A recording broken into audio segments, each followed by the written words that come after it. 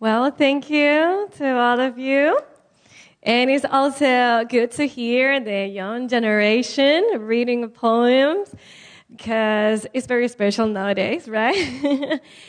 But now we have a special moment, right, to learn a little bit more about our dear friend, Marlon. I don't know if you want to sit down or you want to maybe there. What do you think? Maybe we can just put one here so you can feel more comfortable. You mind? Okay.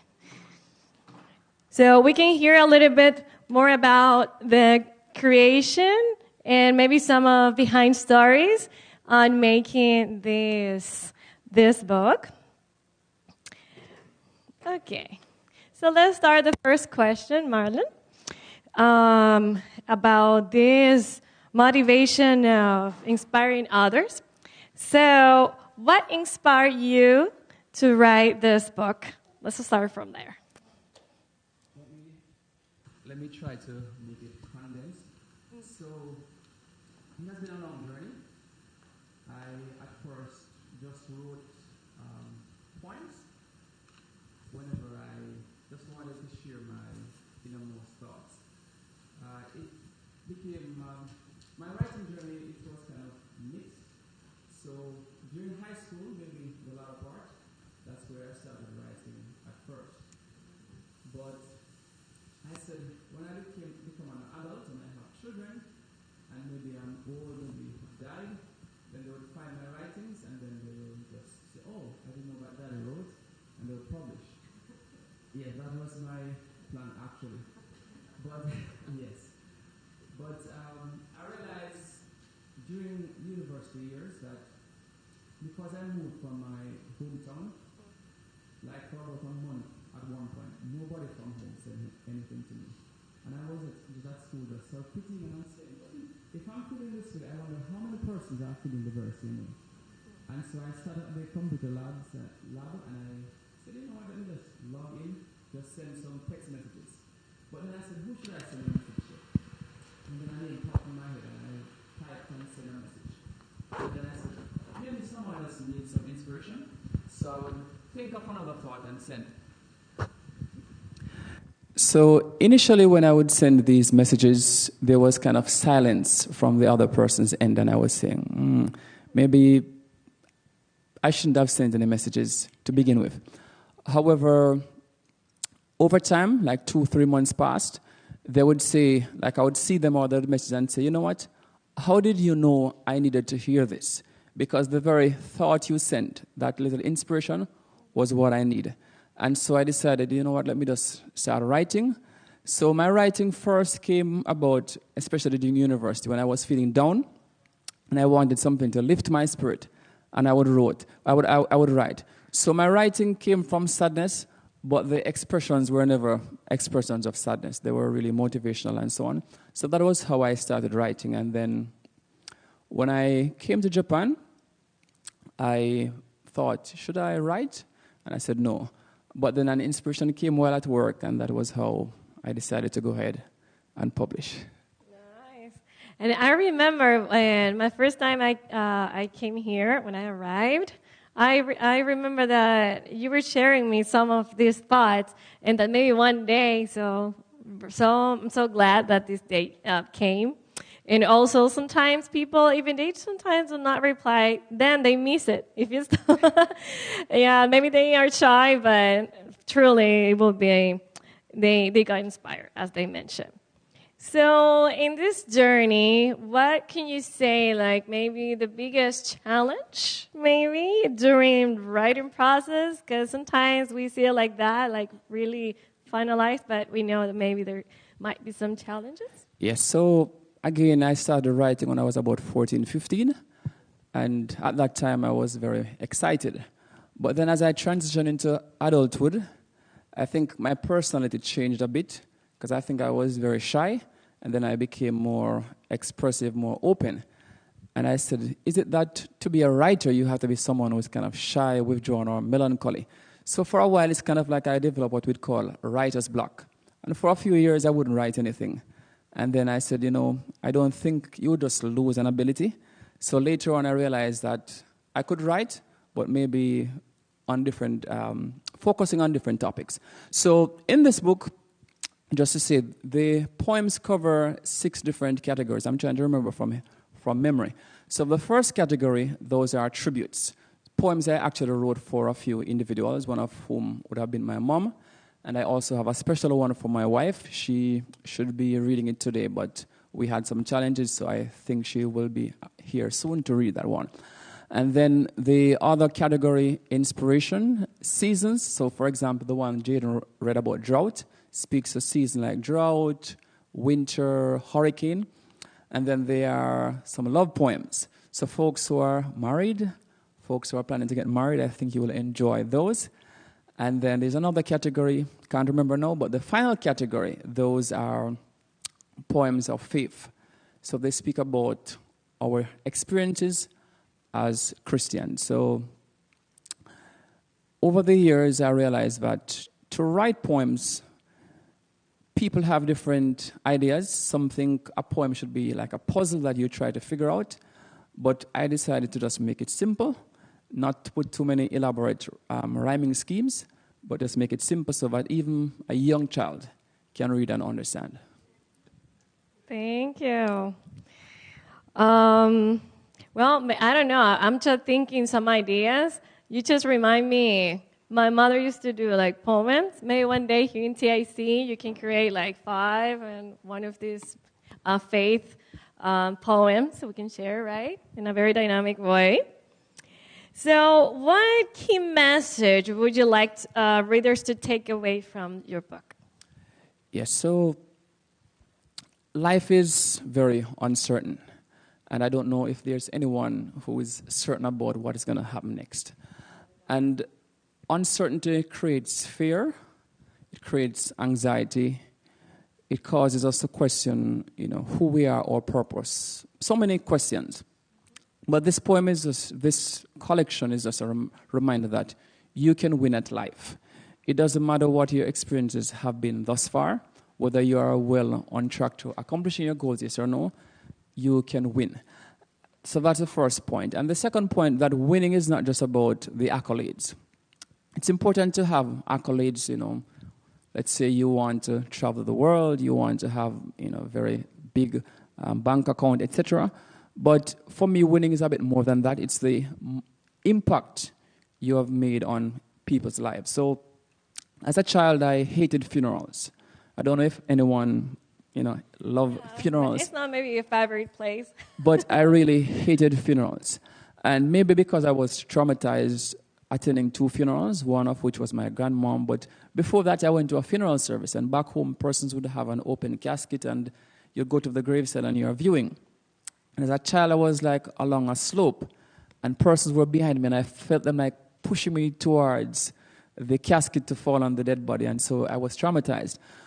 Okay, now we understand. But after university, I went back home to my home church, and being a leader in the church, an elder, I had to officiate at a funeral service. Sometimes I was the one giving the message or just being a host. And then I realized that some very simple, ordinary, seemingly insignificant persons in the community, I could see how impactful their lives were. And I said, this is what winning is all about. It's not about whether you're a celebrity, yes or no. So this book reminds us that we can win at life. And if you are struggling now and you don't see your goals falling in place, just know that God can make it happen for you. Amen. And that sometimes we can say like Paul, like I'm happy with the good times or the bad times. Like I know how to live in different, right? Yes. Challenges. So, how has your personal or professional life changed since deciding to write it? Marlon? Yeah, I think that's the one of the most difficult questions, because it's difficult to really gauge. But for those who really know me well, I try to keep my life and my thought process very simple, but still I'm a visionary. So I come across very simple, unassuming, but I'm a visionary. So for me, if you ask who I am, I will tell you I'm Marlon Walters, and then depending on where I am, I'll say I'm a Jamaican. So my name alone should, tell who I am. So in terms of how my life has changed, I know it creates more responsibility. Persons look at you and they have this ear of expectation. But internally, I don't think too much has changed because my goals, my aspirations are the same in a general sense.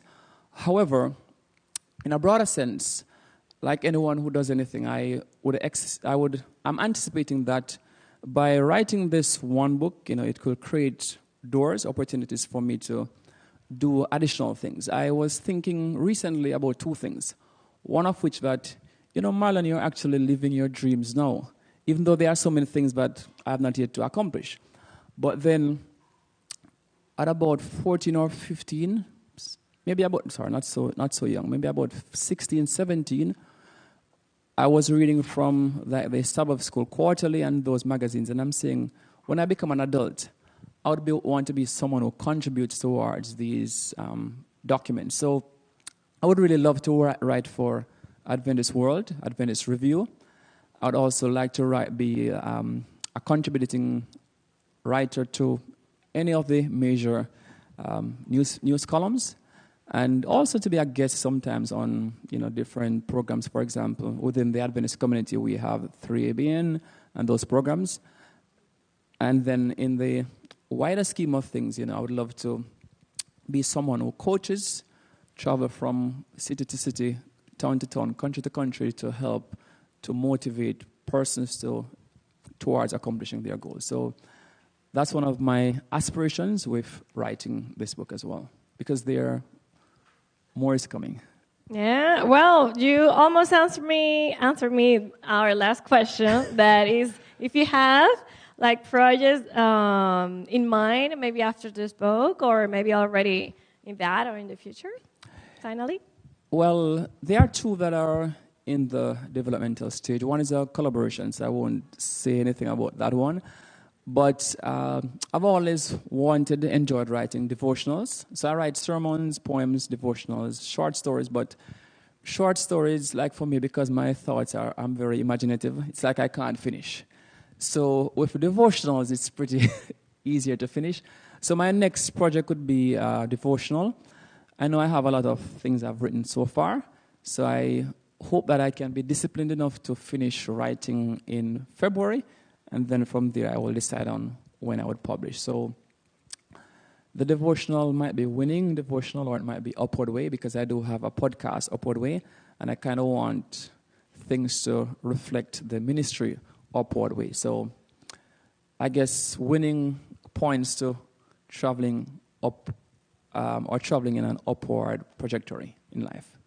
Well, yes, we don't know with the technology. Maybe you're just writing here from Japan, but right, you can just share the love of God, the inspiration all over the world. So we really wish you the best. Thank you, Marlon, for this time and for sharing with us a little bit of your thoughts and your process. Yes. And just before I sit, in case maybe anyone in the audience would like to ask one question, you could be permitted to ask one question. And then I will just share a poem, maybe a verse of a poem that just entered my thoughts as I'm sitting here. Anyone with any questions? That's good. You inspire here. That's good. Well, you got the moment if you need to ask any question. Oh, there's a question.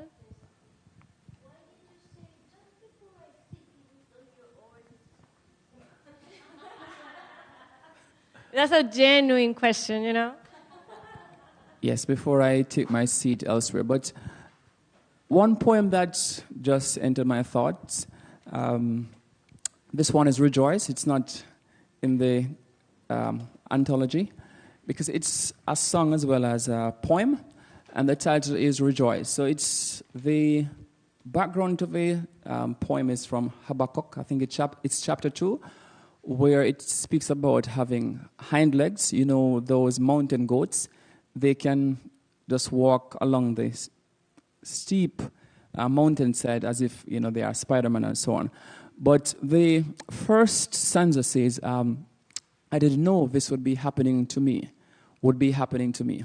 All my, I'm kind of forgetting, but maybe I'll paraphrase. All my dreams evading me, all my friends deserting me. I can't remember the rest. Maybe if I were to sing it, I would remember. But in essence, the poem was saying, I can't really believe that this is my experience. Having been through high school, university, setting my clear goals and working towards them, and it seemed as if everything was collapsing. But then the other stanza says, yet I'll rejoice in the Lord. Christ says, oh yes, my child, I'll rejoice in the Lord. Though the tides of life are high and rough, in salvation's hope, I can't give up. Press forward, keep moving up. Yes, I'll rejoice. So it's in my head, but if I was to sing it, I'd remember, but to speak it, it's going. So we can rejoice. Let's rejoice, guys. So we have one more question. It's really inspiring to, a couple of months ago, you shared your writing about So Surprised, but not that surprised based on a little louder. Based on the message that you always been delivering. And I think I just didn't read everything, but already I was like, you need to prepare to read it. And I just saw some of the things that you put there, like the attitude. Sorry, my voice is down, but the attitude, how you impact others, the attitude to that winning attitude, it's really great at this moment. And I'm coming to my question. So is there anything, how could you encourage somebody maybe to write? I know writing is a little bit challenging. So as you're speaking, reflecting on like, okay, I don't like writing, even if I may have written many books, many pages, whatever. But is there anything you can deliver? Because you really touch something. When you leave, like you want your kids or to find, these are your writings. And we know how treasurable writings are. We can tell with the message we keep reading in the Bible and even those other scriptures. Yeah, you get. So if I get it right, is how can I encourage someone to write? Exactly, but deliver, that really sweet message. I should say that. Okay. Yes. So there are a few points. I would say find a happy place. And the reason I say find a happy place, when we are happy, that's when we relax. So I find that sometimes we want to do things and we become a bit tense. And when we become tense, we are not able to, our output is not as well. So, I also enjoy running, jogging, and so on. And sometimes when I'm going to work, I would opt to either walk, ride my bicycle to the train station, or I would jog to the train station. Now, I remember a few mornings I was running late, and I jumped on my bicycle, and I said, I have 5 minutes to catch the train. But actually, I need 8 minutes to get to the station. And I jumped on the bicycle, and I said, I'm going to get there. And I'm pumping hard, and I'm getting there. But one morning, I'm saying to myself, but why am I putting so much mental and physical pressure on myself? If you just relax, you'll get there. So that morning, I decided to just take things easy. And when I did that, I realized how quickly I got to the station. I got there in 3 minutes. And when I got through the ticket gate and I was on the platform, the train had not yet arrived on the platform.